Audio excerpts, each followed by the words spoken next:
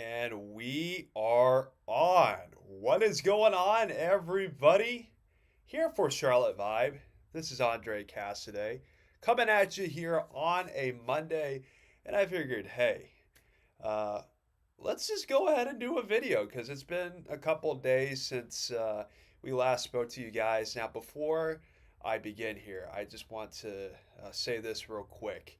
Uh, Chris is still under the weather following his trip back from Chicago. He's still dealing with some issues with his voice, and yeah, he's a little bit sick right now. So he shot me a text this morning and was like, "Hey, yo, are you able to do a show today?" And I was like, "Fam, I got you," because that's what we do here at Charlotte Vibe.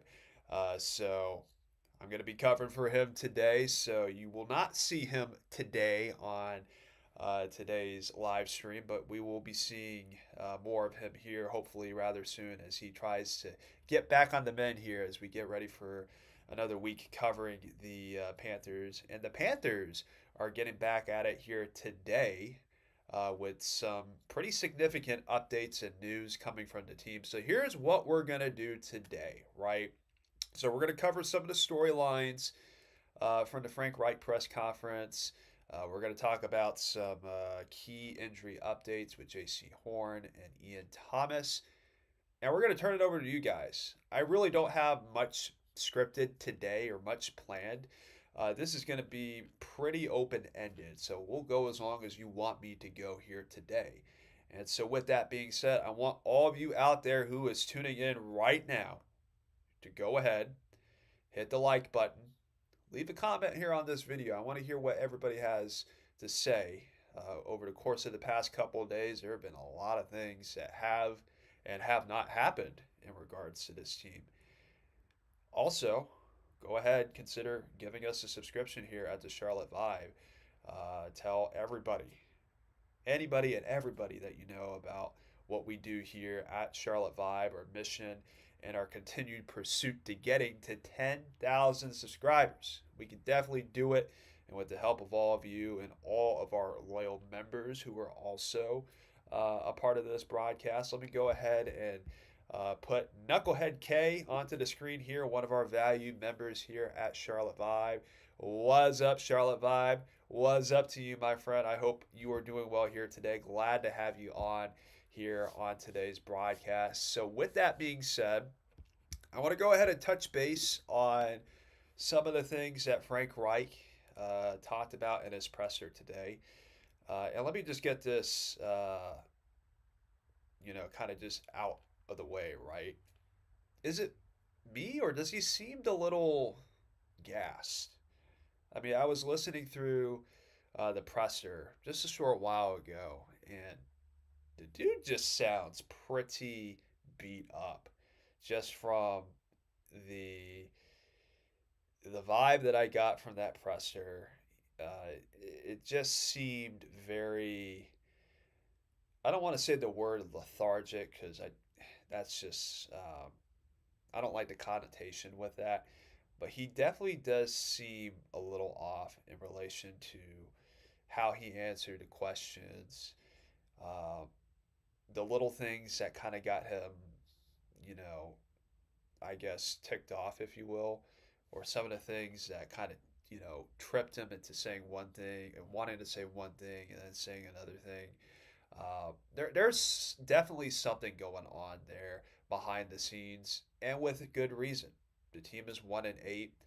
The Panthers are last in probably the worst division in football right now, and there's definitely a lot of noise coming out, not directly from the team, but about the team over these past couple of days, in terms of the whole situation with the March on Mid Street. Like, hey, there's a reason why people, for one, organize that rally, though it did not happen.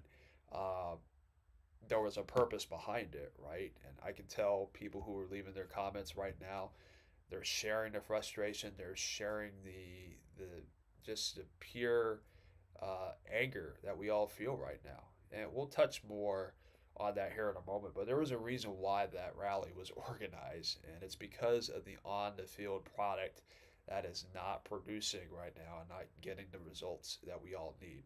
But let me just talk about particularly one moment in the press conference today that kind of caught my eyes, and I know caught the eyes of a lot of people on Twitter and throughout social media today.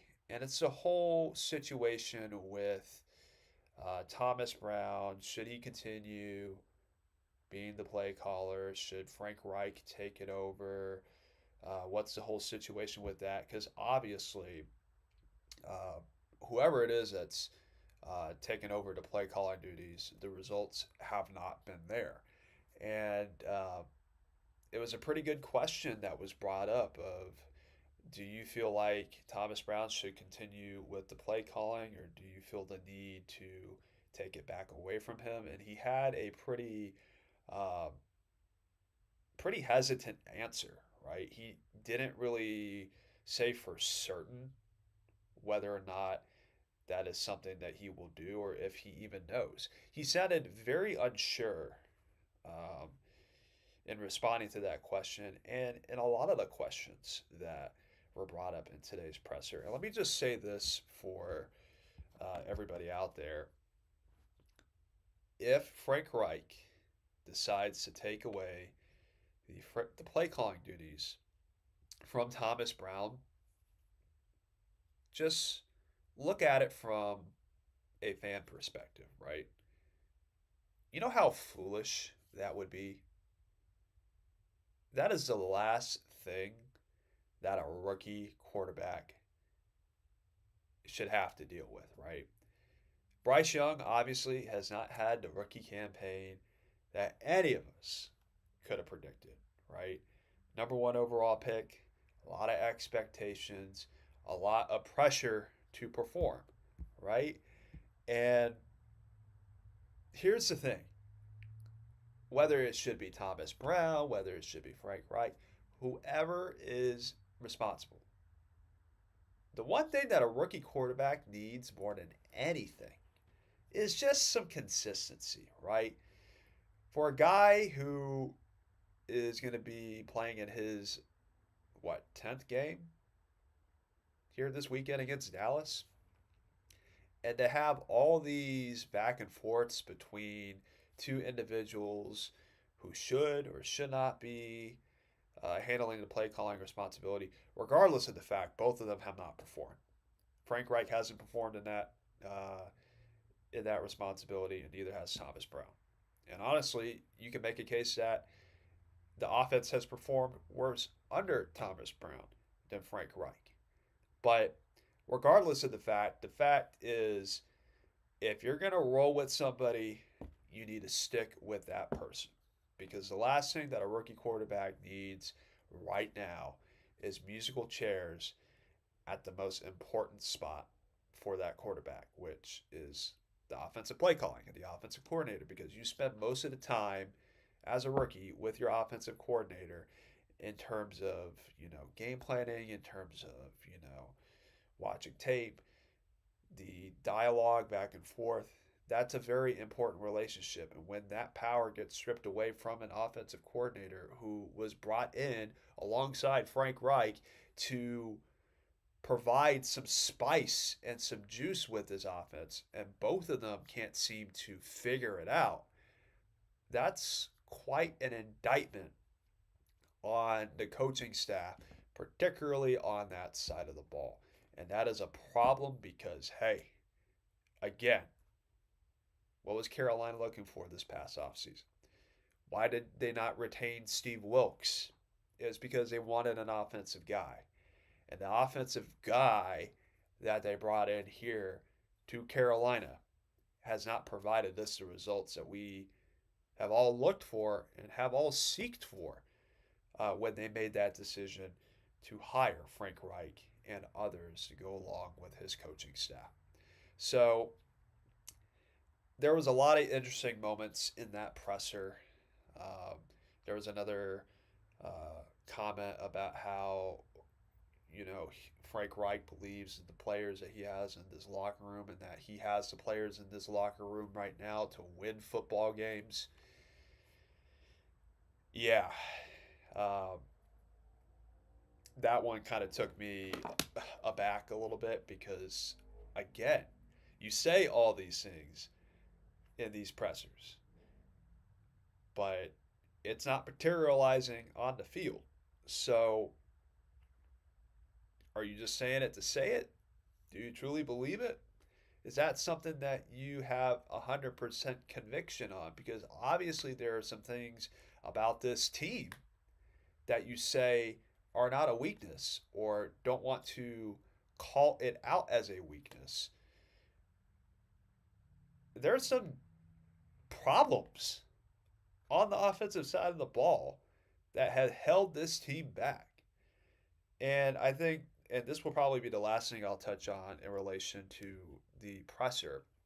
There was a question brought up about the lack of calls where Bryce Young was under center, or lack of calls that have Bryce Young under center. And there's been a lot of shotgun snaps, a lot of pistol snaps, you name it.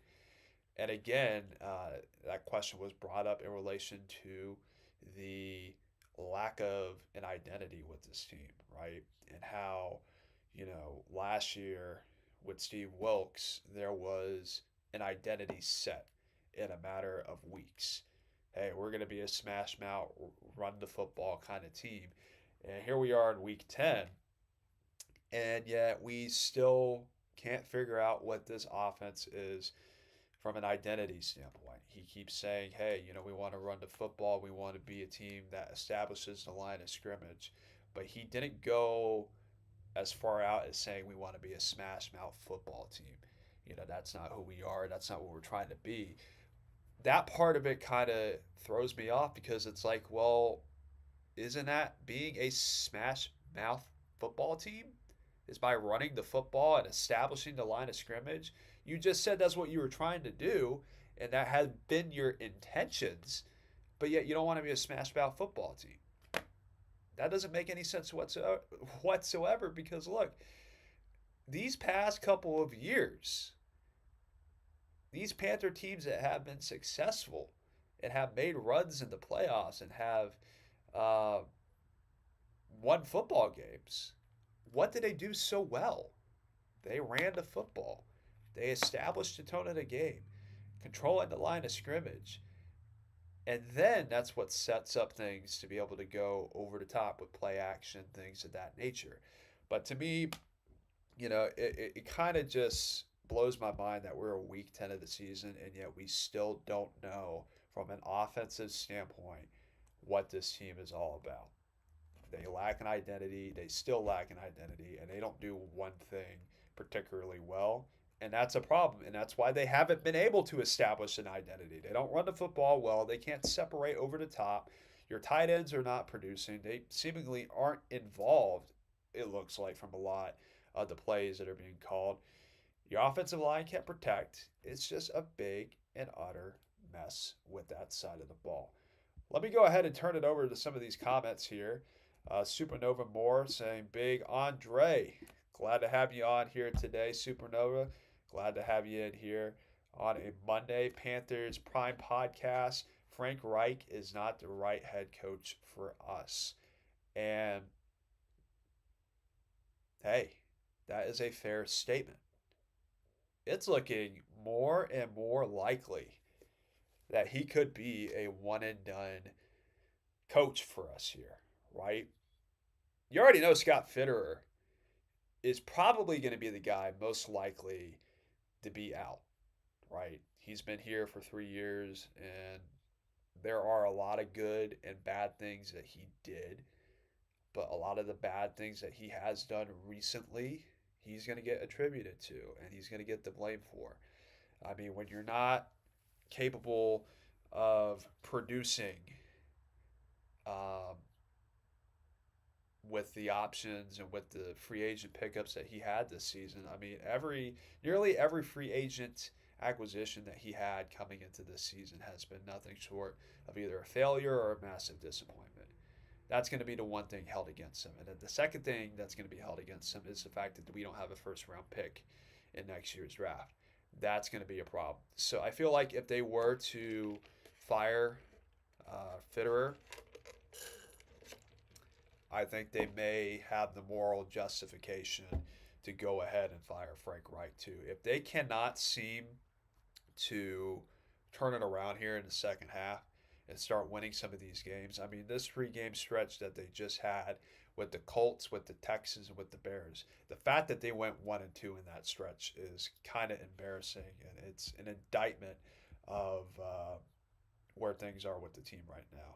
And then another comment from Panthers Prime Podcast. He's definitely out of it. You know, that was really one of the prime things that I noticed from the presser is just how unsure he is. He doesn't seem as convicted as he once was. Totally different from Camp Confidentials. Absolutely, the tone, the enthusiasm, the optimism, it seemingly just is not there. And rightfully so. I mean, that kind of emulates how a lot of people are feeling right now about the team, and that is uh, definitely a disturbing trend right there. B Stallion with a comment. He says, "Hi Andre, it's been a tough season, and that's putting it lightly. I already know that we're losing big to Dallas. It's going to be ugly. It's a shame. I am ready for the off season. Hope for good changes." Yeah, this matchup here on Sunday, on paper, yeah, it doesn't look pretty at all, right? I think the line for this game, they have Dallas as a 10-point favorite. So to me, I'm kind of surprised that it's only a 10-point favorite. I think at a minimum, it could be a 14 to 15-point favorite for Dallas, just simply because of, for one, how they played against New York, and then the explosiveness on their offense. Their defense is legit, and I think really that's going to be um, the difference in this game is how dominant Dallas plays defensively, because there are uh, a lot of things that they can do there on that side of the ball, going up against a Carolina offense that's pretty much near the bottom in the league in every major statistical category. Um, there is a lot of hope for Dallas and a lot of pain for Carolina. So, but that's why they play the games, and we'll be there on Sunday to cover it for all of you guys out there. Chris and I will be at Bank of America Stadium. Hopefully, it won't be too cold because it's been quite cold the past couple of days. And hopefully, we can at least cover a relatively entertaining game that doesn't result in a blowout, because there's going to be a lot of Dallas fans over there here in Charlotte. So we got that to look forward to as well. Panthers Prime Podcast with another comment. Frank Reich went 0-6 as play caller. Thomas Brown is 1-2, and he wants to pull it back. All that crying he did when they won was fake. Yeah, I know. It's really odd that he seems non-committal about having Thomas Brown be the play caller moving forward. Through 3 games, and you're already thinking about pulling the plug, or at least being more involved in the play calling. To me, that's really odd, because do you not have faith in Thomas Brown? I mean, that's basically what you're saying. I mean, with some of these answers that he had in his presser today, um, it was really interesting how unsure and really just non-committal he was about that topic of conversation. He did not really seem convicted in his thought process behind uh, Thomas Brown and the play calling. I mean, obviously Thomas Brown hasn't, produced the kind of numbers that we would have liked as well. And hey, you can have an opinion on that. But I feel like, whoever you put in right now at that spot, it's going to be a challenge just because of the personnel deficiencies that we have on offense. But how are you going to go into 3 games, right? Or have Thomas Brown be the play caller for 3 games and already have some doubts about the play calling and doubts about Thomas Brown? It doesn't make any sense. That doesn't instill any confidence in Bryce Young either in the offense because you're having those internal discussions and doubts about um, who it is that is calling the plays. But again, just the lack of commitment there and some of those answers that he had today at that presser was quite concerning, especially when you're coming into a week where you need to be on it, right? Dallas is a legit team on both sides of the ball. And if these are the conversations that we are having about the team in preparation for Dallas, hey, who's going to be the play caller? Are you going to take over? How do you feel about Thomas Brown? Do you think he's done a good job? Do you have any confidence in him or lack of confidence in him? If those are the kinds of questions that are being brought up at a presser to get ready for a team like Dallas, you're not a serious football team. And based off of the record, I think that can pretty much indicate a lot of the situations and problems and things of that sort that this team is going through right now. We're the only team in the NFL with 1 win, right? We are the only team in the NFL right now that has 1 win on the year. Everybody else has at least 2 or more. So again, it just shows you how chaotic things have gotten with the people and the brain trust in that building. And it's quite concerning. Um, it's just not a good look at all. J Bull with a comment here. Reich shouldn't be calling plays either. Reich shouldn't. We've already established that through 6 games, he just was not it. And Thomas Brown maybe isn't it either, right? We could say both things can be true, right? But the fact of the matter is, we cannot have a tug of war between the two. Okay? You handed it off to Thomas Brown. Keep it that way. There shouldn't be any debate over it, especially if this was part of your plan, right? And this is something that continues to uh, irk me, right? Oh, this is all part of the plan. We were going to give it to Thomas Brown after the bye week, or that was, something that we were always thinking about doing. I can guarantee you this is not part of the plan right here. These internal battles between, hey, who should be the play caller this week and who should be, doing all of that. Like, no, this is just ridiculous on so many levels, and it just doesn't make any sense whatsoever, especially at this point in the season. James Woodring with a comment here. Coach needs a quarterback to work, or needs a quarterback to work with. Put in Andy Dalton and see what happens. Now, this is a conversation that has been brought up more and more as the weeks go by. Should Carolina put in Andy Dalton? Now, when he was in for 1 game in Seattle, the offense put up some pretty good numbers. He had over 350 yards passing, and he also had a career high in pass attempts. Now, with Andy Dalton, he is your insurance policy. He is not a starting quarterback in the NFL anymore. And some people would be welcoming to a QB change. And to me, I wouldn't welcome it because my motivations are simple, right? Why do I turn on the TV to watch the Panthers? Well, for one, because I'm crazy, and I think we can all agree that we are a little bit crazy to go out of our way to turn on the TV screen on a Sunday when you know your team's going to lose and we have the worst record in the NFL right now. We're all a little bit crazy, right? But what is the motivation? Why do we want to watch the Panthers play on Sunday? It's because I want to see how Bryce Young plays. I want to see his development. I want to see what part of his development that he's at. What does he still need to do? and what growth does he need to be a part of, or what needs to happen for him to get to that next level in his development. That's what I want to see at this point in the season now. Andy Dalton, yeah, he may give us the best chance to win, but it doesn't serve the number one overall pick well, because that's just going to ruin his confidence.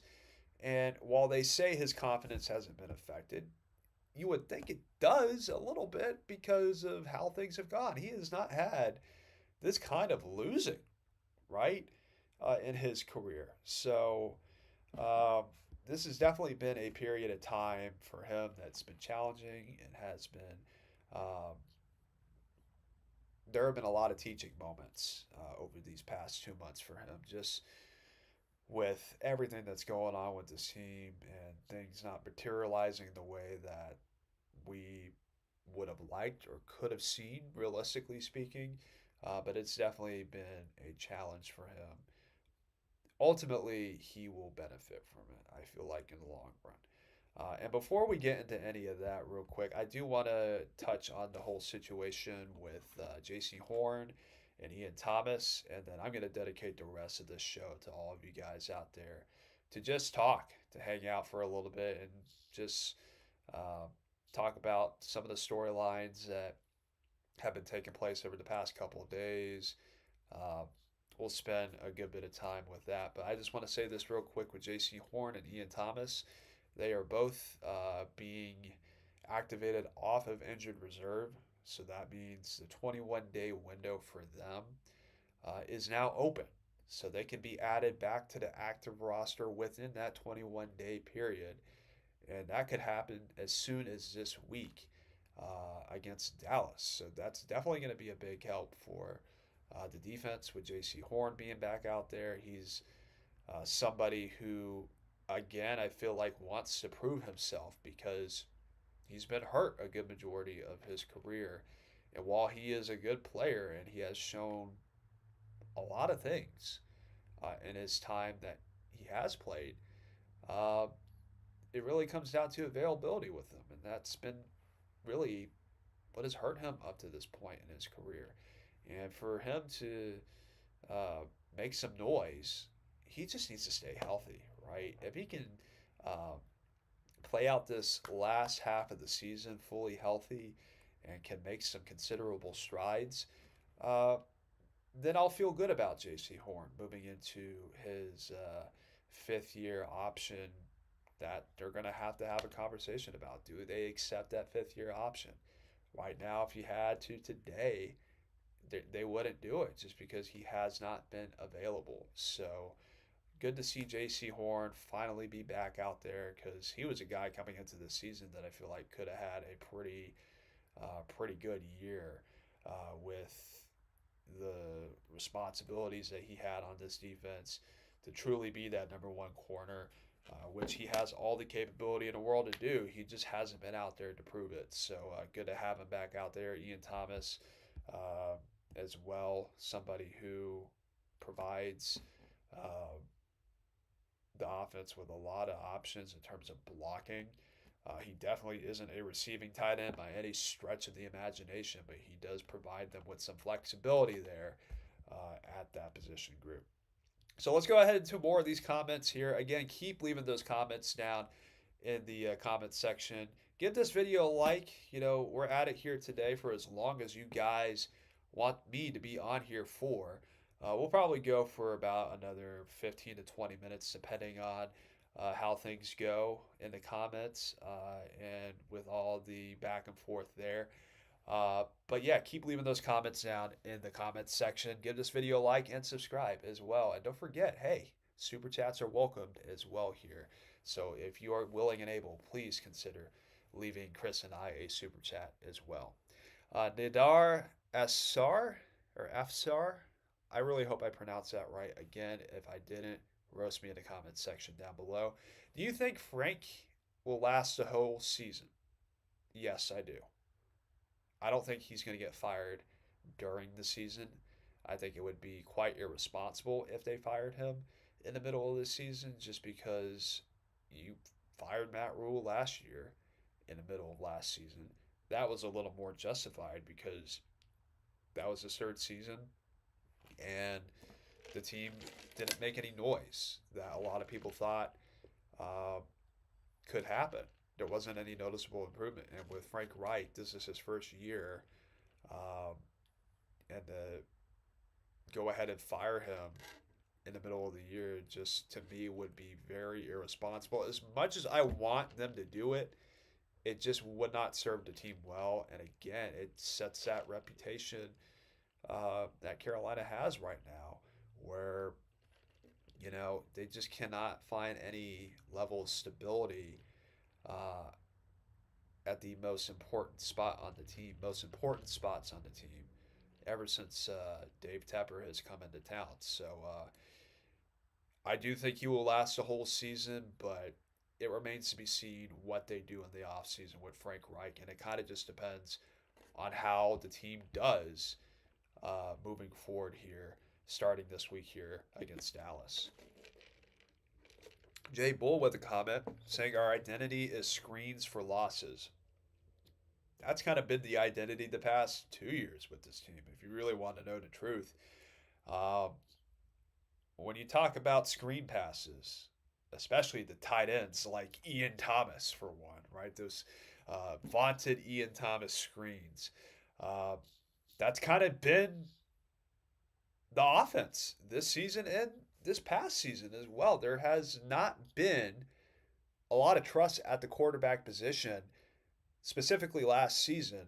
Now, I don't want to say this team doesn't trust Bryce Young, but it is quite telling that, and you look at these passing charts that Chris posts on a weekly basis, there seemingly is no willingness to try to go deep. And there's a lot of factors as to why that's the case. I mean, going deep, it requires you to have time to throw the ball because those plays take a while to develop and they take even longer to develop because of the lack of speed that we have on the perimeter. But yeah, I mean, our offense is dull. Our offense lacks an identity. And the identity that we have right now with this team is being consistently inconsistent, right? And that's where things stand with that position group on that side of the ball. Chris Mack, one of our members here at Charlotte Vibe, saying, "What's up? Good to have you on here today." And he's got a question as well. Does anyone get fired this week? Well, if nobody got fired after the Chicago game, I really don't anticipate there will be any moves to be made in regards to coaching. Um, I think, the team is kind of coming to a realization, if they haven't already came to this realization, um, probably after the trade deadline. I think they kind of came to that where we know what we are what we are, and we're just going to have to tough it out here over the last couple of months of the season. And hey, it's tough, right? Because obviously Carolina, you know, coming into this season, they didn't think we would be 1-8, right? Nobody thought we'd be 1-8 at this point in the year. Um, I don't think they'll make any moves, especially not at this point as they get ready for Dallas.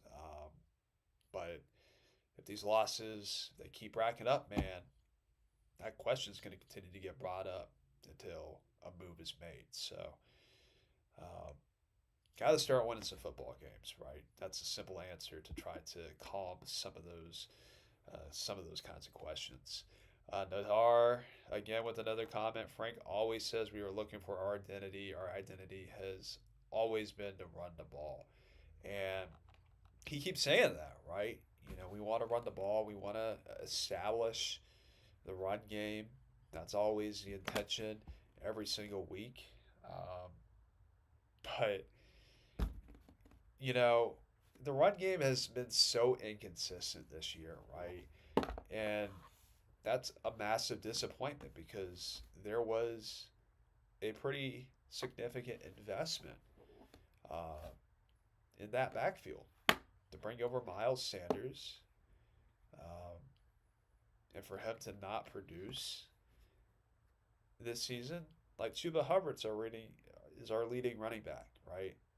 That's unlimited snaps. And he's getting more snaps now because of the lack of production from Miles Sanders.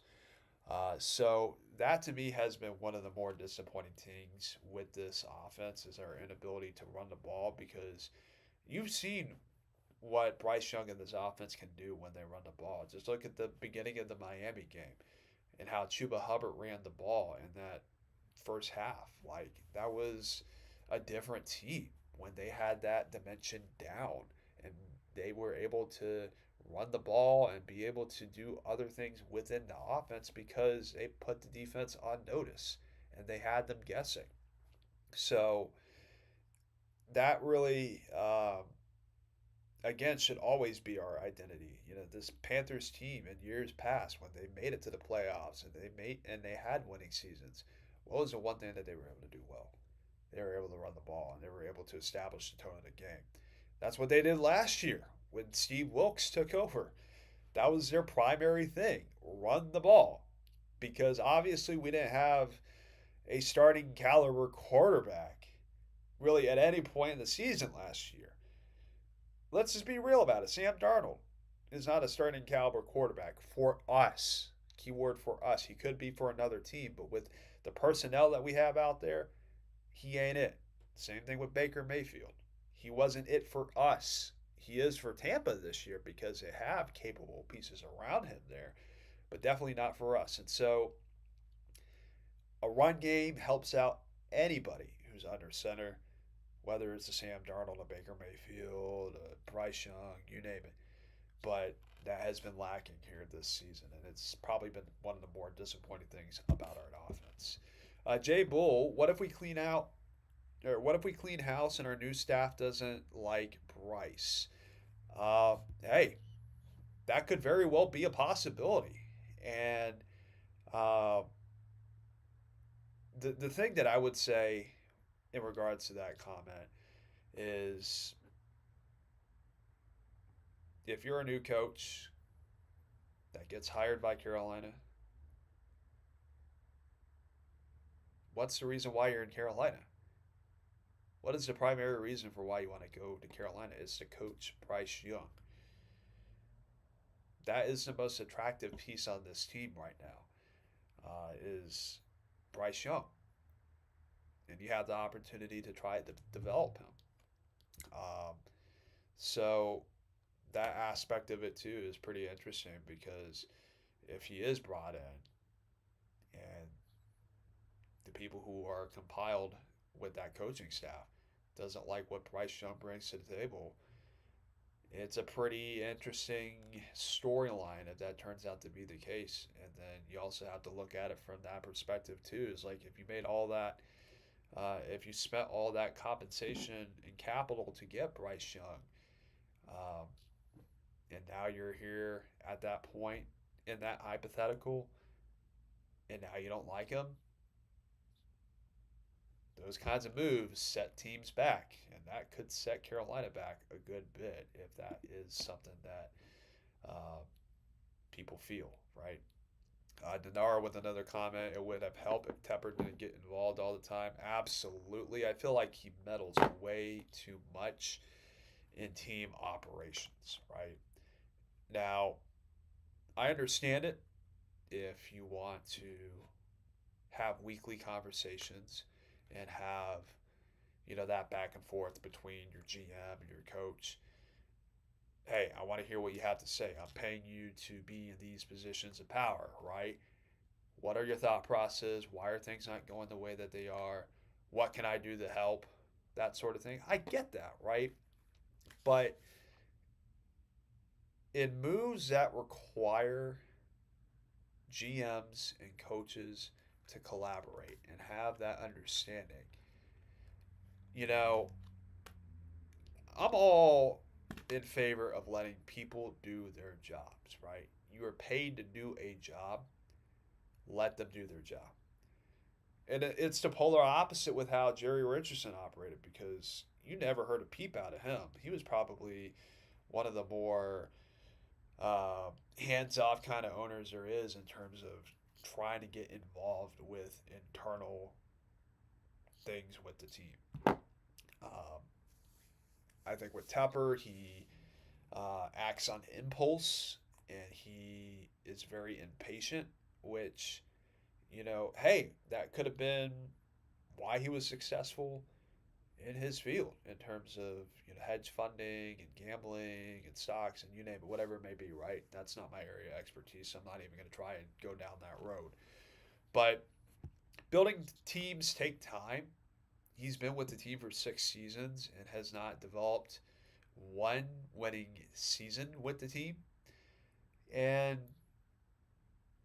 I feel like he puts too much of a stamp on everything. And for me, I want him to be involved, obviously, but not to the point to where it impacts the ability for a team to be able to operate and make decisions. Yeah, have that healthy back and forth, have that collaboration, but when it comes down to it, when it comes down to making big time decisions on, hey, who should be your quarterback, who we should pick, I feel like he was too involved in that process. And I think that could have influenced some people to think differently because they didn't want to push back and they just wanted to go with what the consensus was. That's my fear, and it remains to be seen how things go moving forward. But yeah, his involvement is something that concerns me, right? Supernova Moore saying Dallas gonna dog walk us. Hey, they play the games, uh, but it doesn't look pretty, right? Dallas is a pretty legit football team. They are a contender in the NFC. It's going to be a challenge, but I feel like, on paper, it could be a blowout. But again, that's why they play the games on Sunday. Um, who really knows, though? But yeah, it's going to be an interesting week for sure. Nadar with another comment saying Frank may be good, coach for Charlotte FC. I mean, hey, they just fired their coach over there on that end of the stadium too, even though they made the playoffs. So, it kind of just speaks to Tepper and his involvement and how much involved he is, whether you like it or not. But it's definitely interesting from that aspect as well. My guy Shaked saying what's up. I'm assuming Chris is not on today because he's trying out for the Panthers at wide receiver. No, Chris, he is under the weather. So, being the good co-host that I am, he texted me early this morning. He was like, "Hey, are you able to do the show today?" And I was like, "Chris, I got you. It's all good. Take all the time that you need to rest because I know he's been not only sick, but again with his voice, it's kind of been in and out throughout the week, really the past week for that part. And he's a newborn dad. He's got a kid. He's got a daughter, another kid rolling around in his house. So I understand it. We can all give him some grace there because he's got to be one of the more hardworking people there is out there, just with his schedule and all the back and forth, and to be able to juggle all those responsibilities and to just be a chill dude at the end of the day. I mean, that's pretty incredible. And you always got to give Chris, that level of credit that he deserves there. And he truly is the man of the people. If y'all saw what he had to do on a daily basis behind the scenes, I mean, there's a newfound appreciation for our guy, Chris. So definitely shout him out if you get the opportunity down there in the comments section because that's a pretty good dude right there. Good people, right? James Woodring, he got outplayed by an undrafted quarterback. He did. Let's just be real about it. Bryce Young did lose to Tyson Bagent. And that kind of speaks for itself. I'm still kind of in a state of shock, really, that We lost to Chicago. And let me just offer my opinion because I don't know if I had too much of an opportunity to uh, talk about that whole situation with the Eddie Pinheiro field goal where they attempted a 59-yarder. That had to be probably the stupidest decision that Coach Reich has made this entire season, right? In that moment, you're down by 3 with a minute and a half to go in the game. It's 4th and 10, and obviously that situation is less than ideal. But you have Bryce Young, who is your number one overall pick, and you don't put the ball in his hands? That was the level of frustration that, to me, it just bothered me so much, and it still bothers me even to today because we could have won that game if we went for it on 4th down. I'm not saying that we would have gotten it on 4th down, but at least give the guy a shot to go up against the noise and try to prove some of these people wrong. And even if he doesn't get it, then okay. You still have time. But you trot your field goal kicker out in a situation when you know he's going to miss. That's outside of his range. It made no sense. And even Coach Reich the day after was like, hey, maybe I was wrong in that situation. You're dang right you were wrong. The fact that you even hesitated when that question was brought up the day after and the presser immediately following the game. There should have been no hesitation. Go for it. Put it in your court. Go make a play. And yet they didn't. And it's just, it blows my mind that that kind of situation unfolded when it did at that critical point in the game. Knucklehead K with a comment. Andre, what's your measurements? We need another receiver. Now, I will say this. If I do play receiver, I'm going to have to be your prototypical slot guy, right? So 5'8", 140 pounds is really not going to get the job done on the perimeter because, again, I'm not the tallest guy. I would consider myself pretty quick, but not the fastest guy in the world.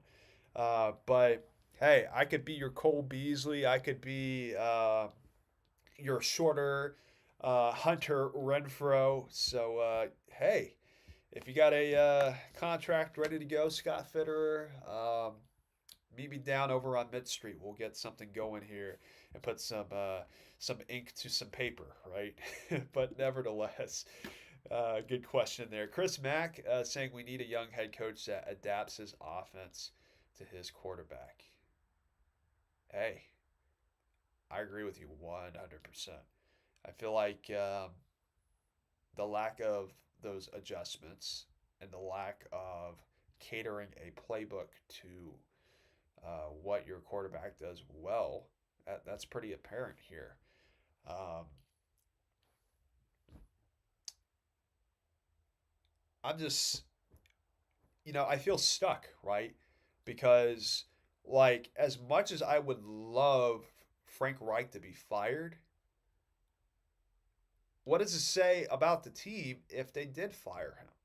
What does it say about Bryce Young? What does it say about the offense? Obviously, we know the offense is just not performed, right? And that is a indictment on Coach Reich and the coaching staff. But if you fire Coach Reich, that symbolizes that this whole thing is a failure. And I don't know, man. There's a lot of unknowns about this team and what they should do moving forward. All I have to say is, hey, just start winning some games, man. It would do a lot to the confidence of this team, for this fan base, for everybody, right? Just win some football games.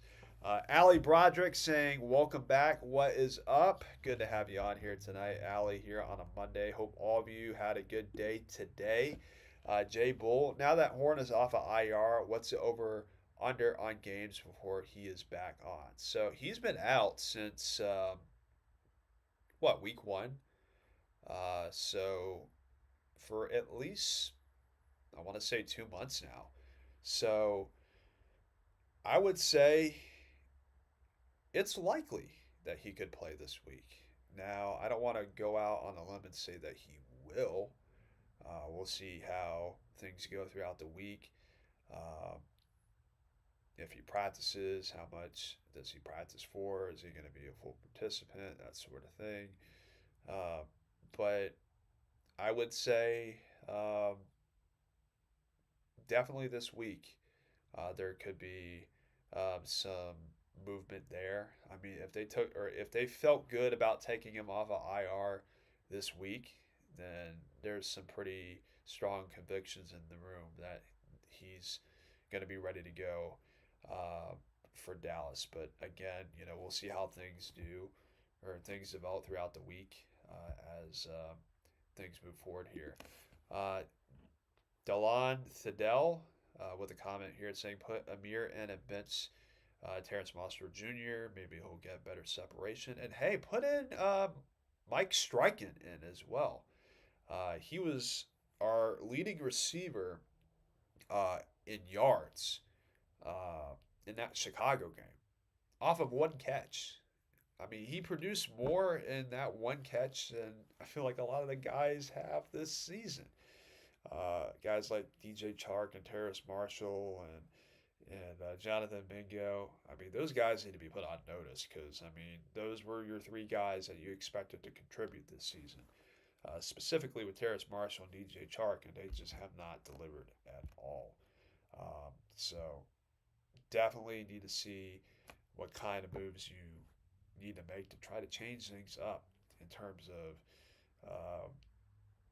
getting this offense going because I mean we're at that point in the year where we already know we're not making a playoffs, right? So I mean, whatever adjustments you have to make to try and get um, some firepower or something going, whatever you have to consider there. So Knucklehead K, what offensive position is the most needed for us to get better this off season?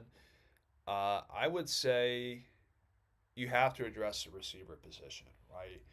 I think that has to be the number one priority for uh, whomever it's going to be. Scott Fitterer, or if it's going to be somebody else, if they do decide to move on from Scott. But I do feel like we have got to get some explosiveness in our offense. And that position group right there, uh, you just look at the tape, right? Things take forever to develop because guys can't get open. And we don't have anybody on this team that is an afterburner who can stretch the field vertically and get open. And Adam Thielen, while he's a pretty good receiver, he shouldn't be our best receiver, right? He shouldn't be our leading receiver by any stretch of the imagination. He's a good two, he's a good three on a contending team, but he should not be your leading receiver, especially at this point for him in his career. Um, but definitely got to get some upgrades on the perimeter. Knucklehead K with a comment saying, "Get well, Chris," and then another comment. Finally, see why he's no longer in Indianapolis, 2BH, and that's in reference to Frank Reich. Um, yeah, there have been a lot of comments from Colts fans about Frank Reich and his tenure there in Indianapolis and some of the correlations that we saw there and here. Again, it speaks for itself.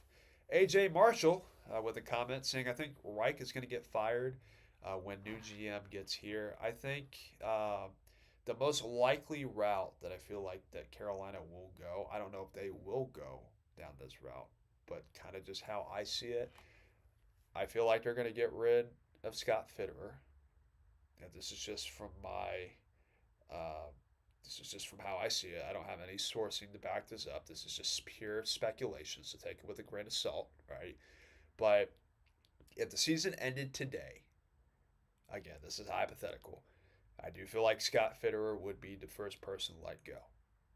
And then they would consider letting go of Reich but I feel like they would keep Reich for another season.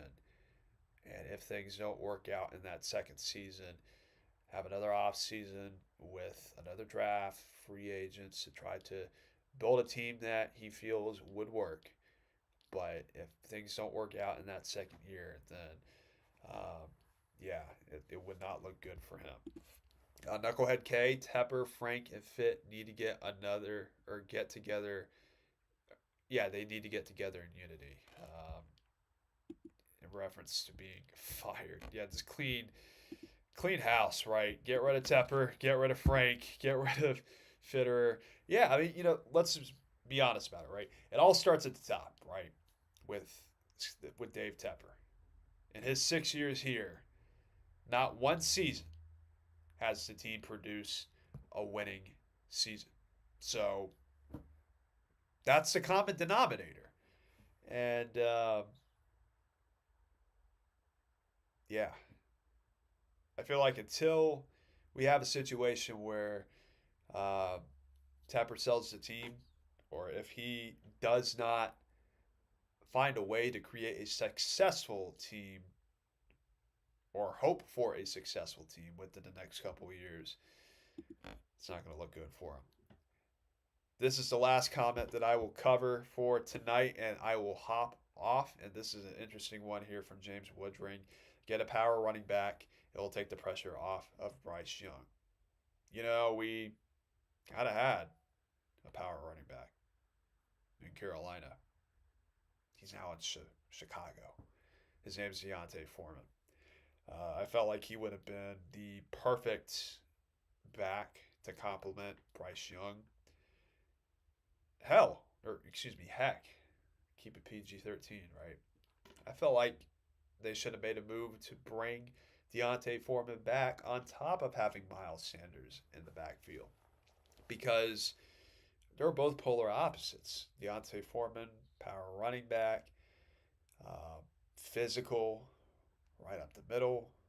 That is everything that Miles Sanders does not do. He's not physical. He doesn't run up the middle. He's quick. He's shifty. And he can catch passes out of the backfield, but by no means is he any power back where you're like, hey, give me 2 yards. I need 2 yards. Going to get a first down. That was what Deontay Foreman was. And I think that was probably the big thing that, with this past free agency period, that was probably the one of a couple of moves that I feel like Scott Fitter, looking back on it now, regrets. And it's not re signing Deontay Foreman. You probably could have gotten Deontay Foreman for cheap. It would have been a cheaper deal than what he would have had to pay for Miles Sanders. So it definitely would have been good to have this season for Bryce Young to get some of the pressure off him because this whole offense has not provided him with the ability to develop appropriately because of the deficiencies that he has around him. So that is going to do it for tonight. This is the beginning of the week for Carolina in terms of getting ready for Dallas.